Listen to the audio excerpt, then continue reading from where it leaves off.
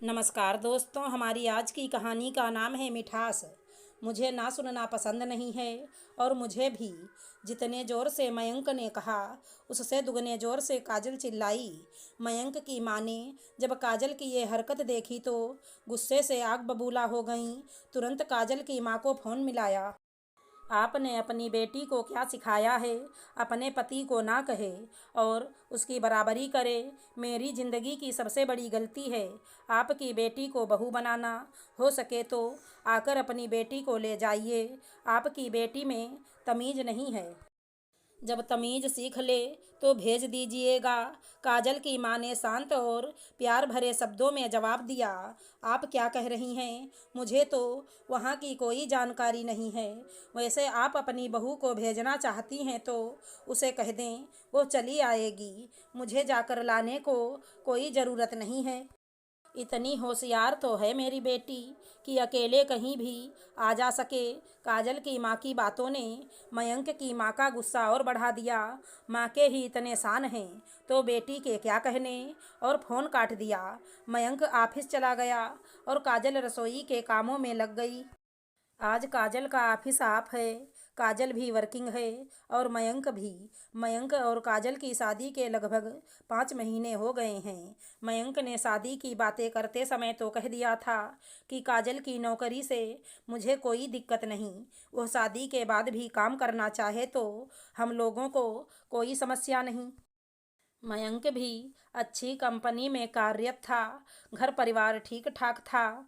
मयंक के बड़े भाई की शादी हो चुकी थी और वो काम के सिलसिले में परिवार सहित दूसरे शहर में रहते थे। एक ननद थी, वो भी ससुराल में थी। छोटा ही परिवार था। साथ ही काजल के काम से उन्हें कोई दिक्कत ना थी। तो काजल और काजल के घर वालों ने शादी के लिए हाँ कह दिया। बड़े धूमधाम से काजल और मयंक की शादी हो गई। मयंक और काजल शुरुआती महीनों में बहुत खुश थे, पर कुछ दिनों बाद मयंक काजल की नौकरी छुड़ाने के सपने बुनने लगा। शुरुआत प्यार से किया। काजल सब मेरा मजाक उड़ाते हैं, पत्नी कमाती है, जबकि मेरे सभी दोस्तों की बीबियां जब दोस्त ऑफिस से घर जाते हैं तो सज धज कर उसका इंतजार करती हैं। ओह मयंक, मैं भी तो जिस दिन मेरी छुट्टी रहती बेसब्री से आपका इंतजार करती। और दिन भर ही तो हम ऑफिस में रहते हैं। तुम नहीं समझती हो काजल, मैं नहीं चाहता कि तुम इतनी मेहनत करो। तुम बहुत नाजुक हो और ऑफिस का प्रेशर जानती हो। मुझे लगता क्या मैं तुम्हारी ज़रूरतें पूरा नहीं कर सकता जो तुम बाहर काम करती हो। मयंक काजल पर काम छोड़ने के लिए हर तरह से दबाव बनाने लगा। देखिए जी, आप जानते ही हैं कि मेरा अतिरिक्त खर्चा कुछ भी नहीं है जो आपकी या मेरी कमाई से पूरा नहीं होगा। पर मैंने आज काम करना शुरू नहीं किया है। मेरे माता पिता ने मुझे पढ़ाया तो मैं काम कर रही हूँ। साथ ही आपने तो शादी के पहले कहा ही था कि शादी के बाद भी तुम्हारे काम करते रहने से मुझे कोई एतराज़ नहीं। गुस्से में आ जाता था मयंक, फिर भी खुद को संभालते हुए कहता, तुम्हें देखकर तुम्हें खोना नहीं चाहता था, इसलिए कहा। और मुझे अपने प्यार पर यकीन था कि मैं तुम्हें नौकरी छोड़ने के लिए मना लूँगा। देखो मयंक, किसी से ज़बरदस्ती अपनी बातें मनवाना बिना दूसरों की भावना समझे इसे प्यार नहीं कहते हैं। और आप रोज़ रात इस टॉपिक को लेकर ना बैठें। मैं काम करती रहूँगी अपने स्वाभिमान के लिए, अपने माता पिता के लिए, साथ ही अपने आत्मसम्मान के लिए। मयंक और काजल में रोज़ इस बात की चिकचिक होने लगी। मयंक कभी नाश्ता छोड़ चला जाता, कभी रात देर से आता। काजल से बातें भी कम करता।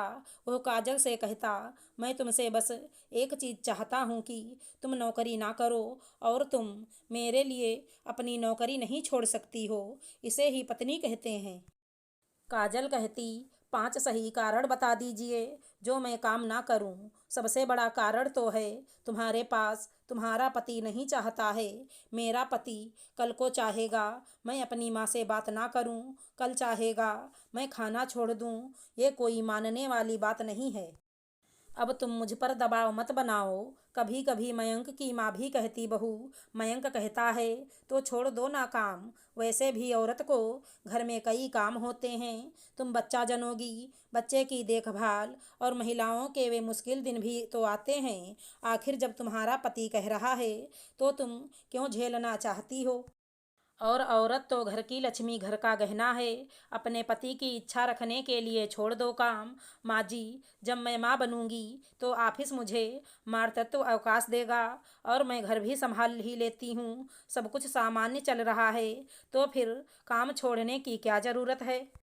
आप भी तो कम से कम मयंक का साथ ना दें। बस इसी तरह रोज काजल की नौकरी को लेकर विवाद होने लगा।